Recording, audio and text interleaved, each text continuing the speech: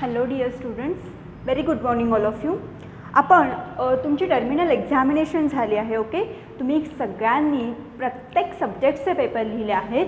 आज आपण त्या टर्मिनल एक्झामिनेशनचे तुमचे जे पेपर झाले आहेत त्या पेपरचं पेपर डिस्कशन पाहणार आहोत. ओके, आता डिस्कशनमध्ये आपण काय पाहणार आहोत, जर तुम्ही जो क्वेश्चन पेपर सॉल्व केला आहे त्याचे एक्झॅक्टली ॲन्सर कशाप्रकारे असणार आहेत किंवा त्या ॲन्सरचं प्रेझेंटेशन तुम्ही कशाप्रकारे करणार आहात हे आपण पेपर डिस्कशनमध्ये पाहणार आहोत. Okay, so let start with the paper discussion. Subject असणार आहे मॅथमॅटिक्स, मार्क्स असणार आहेत 50. ओके, मॅथमॅटिक्स सब्जेक्टचा 50 मार्क्सचा पेपर तुम्ही लिहिला आहे.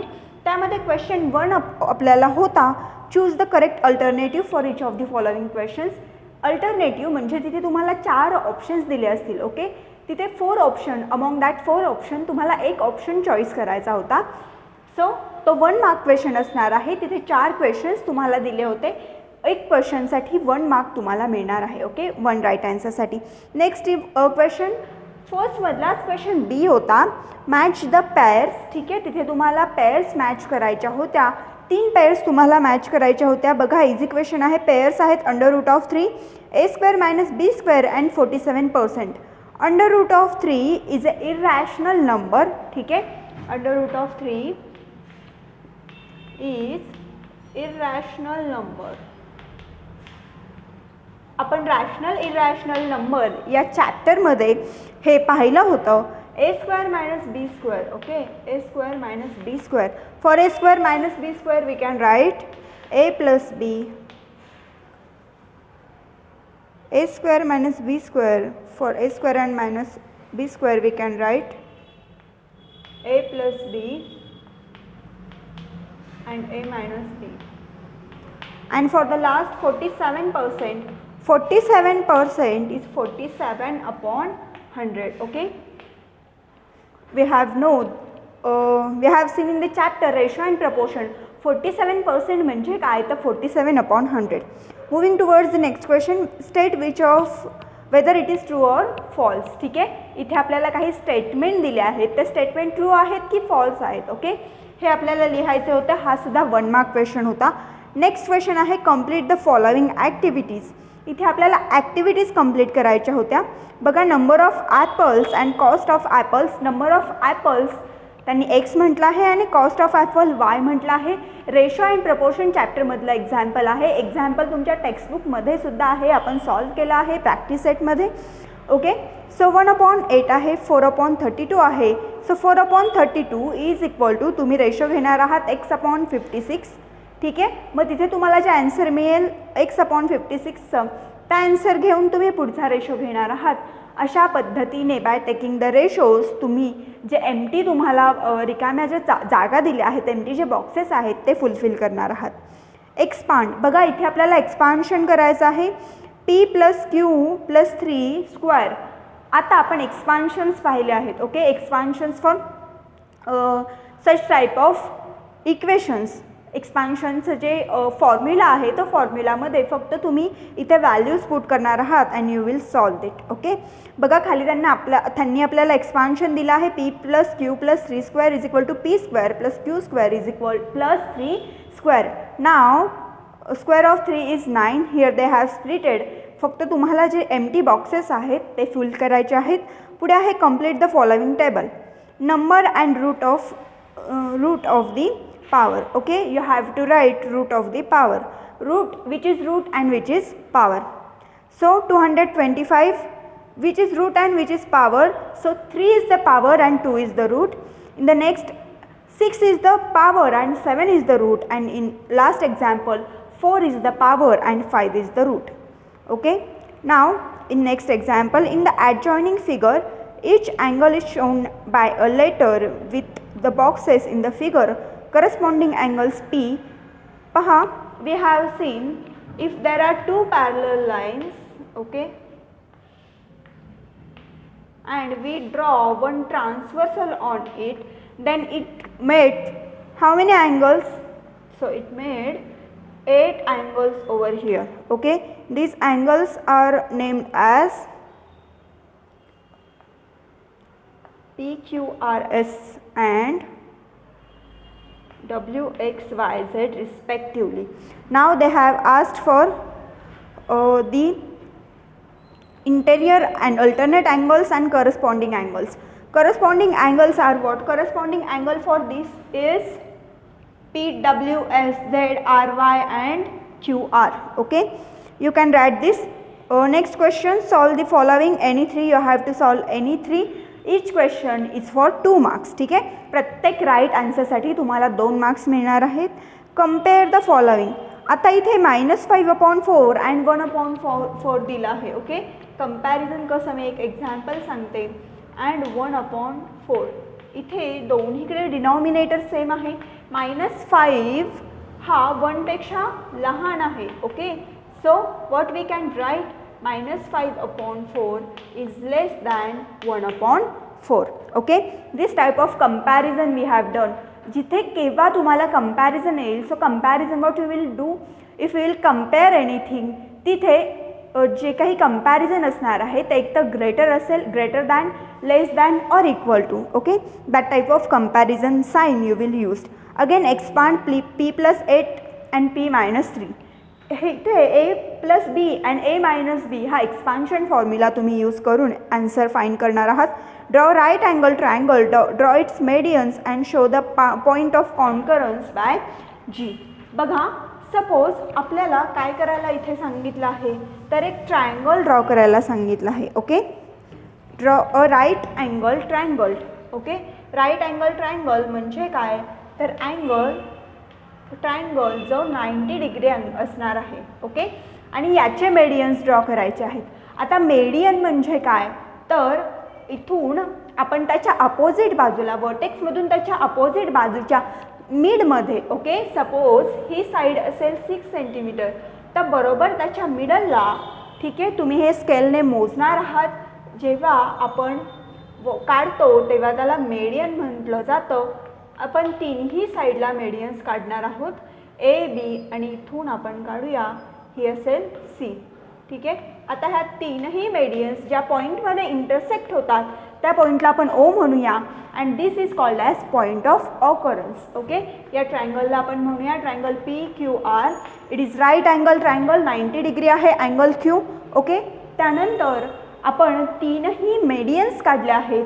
अपोजिट साईडला जी सेगमेंट असणार आहे ती मिड पॉईंटमध्ये डिवाइड करते, तेव्हा त्याला मेडियन असं म्हटलं जातं. If the segment divides the opposite side of a triangle at the mid point, then it is called as median of a triangle. आता हे PA आणि AQ या 2 साईड्स असणार आहेत. त्या 2 साईड्स इक्वली डिवाइड झाल्या आहेत, इक्वल डिस्टन्समध्ये डिवाइड झाल्या आहेत. आणि ह्या तीनही segments, in fact you can call the medians, या तीनही medians in the same point intersect झाले आहेत. सो याला आपण पॉईंट ऑफ ऑकरन्स असं म्हणणार आहोत. It is denoted by letter O. Constructions फार इझी आहेत. Next, X varies inversely as Y. When X is equal to 15, then Y is equal to 10. If X is equal to 20, then Y is equal to what? इथे तुम्ही ratio घेणार आहात. Variation कसं आहे यांचं, inverse आहे. Okay, inverse म्हणजे जेव्हा X हा वाढणार आहे तेव्हा Y काय होईल, कमी होणार आहे. So okay, when X is equal to 15, Y is equal to 10, then आपल्याला काय विचारलं आहे, if X is equal to 20, Y is equal to how? Okay, so इथे तुम्ही रेशो घेणार आहात. X upon, like you will take 15/10 is equal to 20/Y and you will get the answer. Now moving towards the next question, question number 4. Solve the following questions. We will solve any 5. Okay, each question साठी तुम्हाला इथे 3 marks होते. In the given rational number, write the decimal form. Decimal form खूप easy question आहे. -11/13चा decimal form तुम्हाला लिहायचा होता. In adjoining figure, line P parallel to line Q and line L parallel to line M. Find the measure of angle B and C. Okay, आता इथे आपल्याला parallel lines दिल्या आहेत. ओके,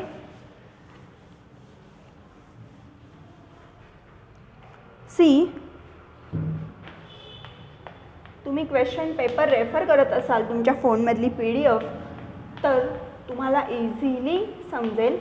बघा इथे हा अँगल 80 डिग्री आहे. ओके, आता आपल्याला C आणि B हे दोन अँगल्स फाइंड करायचे आहेत आणि अँगल A. इथे तुम्ही अल्टरनेट अँगल, अपोजिट अँगल या प्रॉपर्टीज यूज करणार आहात and you will find angle C, B and A. Angle C and angle A alternate angles. हा अँगल किती असणार आहे तर 80 असणार आहे. हा आणि हा ठीक आहे, हे काय असतील 180 मायनस 80. ओके, and again these are the alternate again. So angle B असेल तितकाच अँगल Aचं मेजरमेंट असणार आहे. That's how you will solve this example. Next one, find the cube root of -2744 चं क्यूब रूट फाइंड करायचं आहे. Factorise 27m³ minus 216n³. Okay, इथे तुम्हाला फॅक्टरायझेशन करायचं आहे. फॉर फॅक्टरायझेशन कंपल्सरी तुमचा टेबल्स पाठ असायला हवेत. The marked price of a mixer is 2300 rupee. A customer purchased it for 1955. Find the percentage discount offer to the customer. Okay, marked price म्हणजे जी MRP असणार आहे ती काय आहे मिक्सरची 2300 रुपीज. ओके, 2300 रुपीज आणि तो सेल कितीला केला आहे तर 1955 रुपीज. मग तुम्हाला इथे जो काही डिस्काउंट मिळाला आहे तो डिस्काउंट कसा काढणार तर 2300 मायनस 1955. जी काही अमाऊंट असणार आहे ते काय असणार आहे डिस्काउंट असणार आहे. Next price, next question, the constant of variation and write the equation for variation for every example given below. इथे कॉन्स्टंट K आपल्याला लिहायचे आहेत व्हेरिएशनसाठी. Okay, P inversely proportional to 1/Q. If P is equal to 50 and Q is equal to 4 then write constant K. K is used to denote the constants, and if Z is inversely proportional to W, if Z ची value आपल्याला त्यांनी 2.5 दिली आहे then W is equal to 24, then find K. Okay, both इक्वेशनसाठी तुम्ही find करणार आहात. Solve the following questions. Question number 5 any 2 solve करायचे आहेत. Each question will be for 4 marks. Highest marking असणारा हा क्वेश्चन आहे. पहा, पहिलं तर कन्स्ट्रक्शन आहे. You can construct. इथे तुम्हाला एक स्क्वेअर DEFG कन्स्ट्रक्ट करायचा आहे. त्यामध्ये प्रत्येक साईडची लेंथ इथे मेन्शन केली आहे. Length D is 4.5 centimetre. Take your scale and pencil, measure the distance 4.5 centimetre. Length EF is 6.5, DG is 5.5 and EF is 7.2 and EG is 7.8. So you can draw it. So see the next one. Rafiq sold flowers worth rupees 1,50,000 giving 4% commission to agent. Find the commission he paid and find the amount by Rafiq. Okay, now इथे आपल्याला commission find करायचं आहे. You know how to find the commission, 4% commission. So इथे जी amount दिली आहे त्याचे 4% तुम्ही आधी कॅल्क्युलेट करणार आहात. जी अमाऊंट दिली आहे into 4 divided by 100. Next one, simplify. You can simplify. Draw isosceles triangle and draw its medians and altitudes if your and write your observation for their concurrence. आता आधी जसं आपण ट्रायंगलचे मेडियन्स काढले होते त्याच पद्धतीने मेडियन्स आणि अल्टिट्यूड तुम्ही काढणार आहात. अल्टिट्यूड इज वॉट, जे वर्टायसेस असणार आहे ट्रायंगलचे तिथून अपोजिट साईडला जेव्हा सेगमेंट ड्रॉ करणार आहे तेव्हा ती अल्टिट्यूड असणार आहे आणि सेगमेंट जेव्हा मिड पॉईंटला ड्रॉ करणार आहे तेव्हा ती मेडियन असणार आहे. मेडियन्स आणि अल्टिट्यूड्स तुम्हाला काढायचे आहेत आणि याचं ऑब्झर्वेशन असं येईल की त्यांचा जो पॉईंट ऑफ कॉन्करन्स असणार आहे म्हणजे मेडियन्स आणि त्यांच्या ज्या ट्रान्सव्हर्सल्स असणार आहेत त्यांचा पॉईंट ऑफ कॉन्करन्स सेम असणार आहे. Okay, they will intersect at the same point. The point of concurrence will be same. Next question, question number 6. Solve the following any one. This question will be for 5 marks. First one is to simplify and second one is the referring the adjacent figure of parallelogram. Write the answers of questions given below. They have asked some questions, so we have to answer for that. See, for the parallelogram This is the diagram of a parallelogram. Suppose we name it as W, X, Y and Z. Okay. It intersect at point O. Suppose they have given us the WZ is 4.5 centimeter, then XY will be also 4.5 centimeter, as we have learned the properties.